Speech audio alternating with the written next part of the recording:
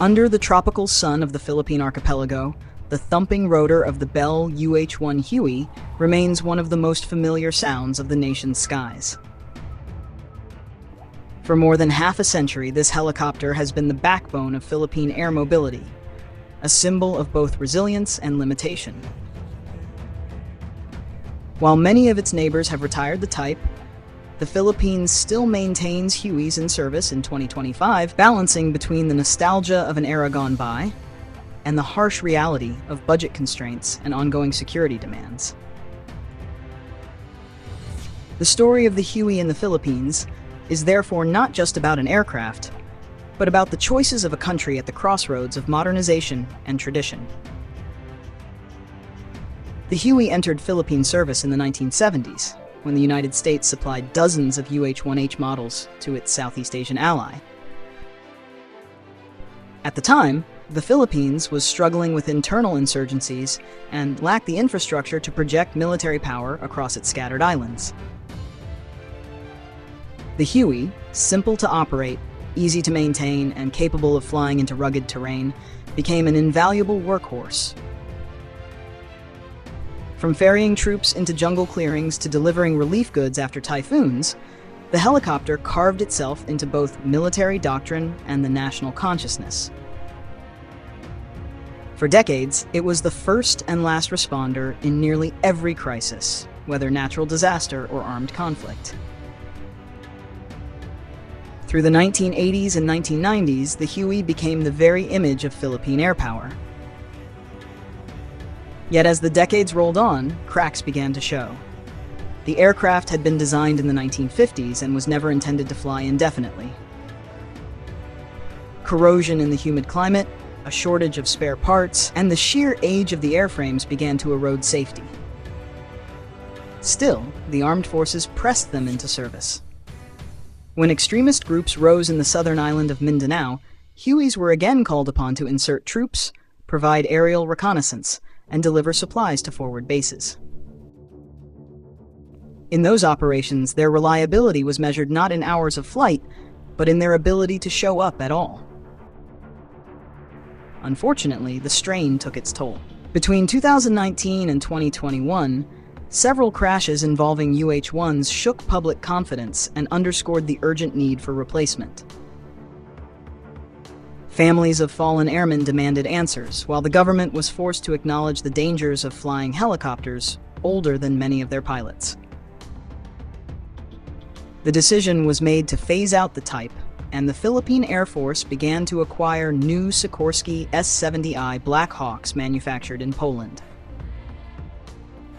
These modern helicopters, larger and safer, were intended to replace the Hueys once and for all. Yet even as the Black Hawks arrived, the transition was not simple. The Philippines ordered 32, but accidents, delivery schedules, and maintenance challenges meant that not every unit could be immediately deployed across the archipelago. With hundreds of islands to cover, the need for air mobility remained immense. For that reason, a number of Hueys were kept in service, some even refurbished to extend their lives temporarily. They continue to fly, often in roles where the stakes are lower, transporting small detachments, supporting disaster relief, or training new pilots who cut their teeth on an aircraft older than themselves. In a regional context, the persistence of the Huey in Philippine service is striking. Vietnam, Indonesia, and Thailand once operated large Huey fleets, but these have mostly been retired or relegated to museums. The Philippines is now one of the last nations in Southeast Asia to still rely on the type in meaningful numbers. This situation speaks volumes about the country's defense realities: limited budgets, an archipelagic geography that demands lift capacity at all costs, and an enduring reliance on American military assistance. The Huey, in this sense, is more than just a helicopter. It is a symbol of Manila's long-standing ties to Washington, a visible reminder of the Cold War era that still hovers over today's strategic landscape. The continued presence of Hueys also highlights the Philippines' precarious position in the broader Indo-Pacific balance. As tensions simmer in the South China Sea, Manila aspires to build a more capable and modern military. The Navy seeks a green water force, the Air Force eyes modern fighters, and the Army dreams of greater mobility. Yet reality lags behind ambition. The Huey is a daily illustration of that gap, a useful but dated platform that cannot match the modern attack helicopters fielded by neighbors, nor the heavy lift capacity demanded by large-scale contingencies. Each time a Huey takes off, it is both a testament to the skill of its crews and a reminder of the work still to be done. Still, there is a sense of affection for the aircraft. Among Filipino pilots and soldiers, the Huey is remembered as a lifesaver. Many recall moments when its arrival meant rescue from besieged villages or delivery of food during floods. Its distinctive rotor sound has been called the sound of freedom, not only in Vietnam but across the Philippines. That emotional connection complicates the debate over retirement. To simply discard the Huey feels, to many, like discarding a piece of national history. But time is relentless. The Philippine Air Force cannot depend on nostalgia alone. Black Hawks are already taking over more missions, and there are plans to acquire additional rotary platforms that will finally allow the retirement of the Huey fleet.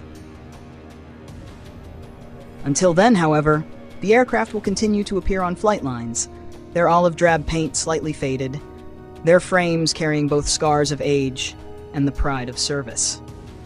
For observers of Philippine defense, the Huey embodies the tension between the past and the future, between enduring reliance and the hope of modernization. As we reflect on the last Hueys of Southeast Asia, it becomes clear that their story is larger than their rotor blades. It is about a nation trying to stand on its own feet while grappling with limited resources and complex geopolitics. The Huey, once a cutting-edge design, is now a bridge, keeping the Philippines airborne as it crosses into a new era of defense capability. That crossing is not complete, but each step brings Manila closer to shedding the burdens of outdated equipment.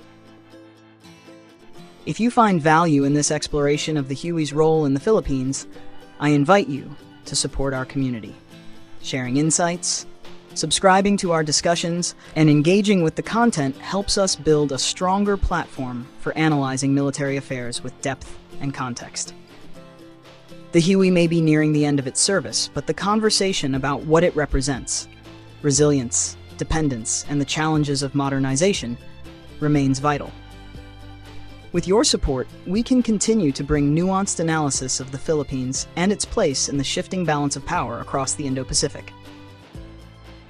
Together, we ensure that stories like the Hueys are not forgotten, but understood as part of the ongoing journey toward a more secure and self-reliant future.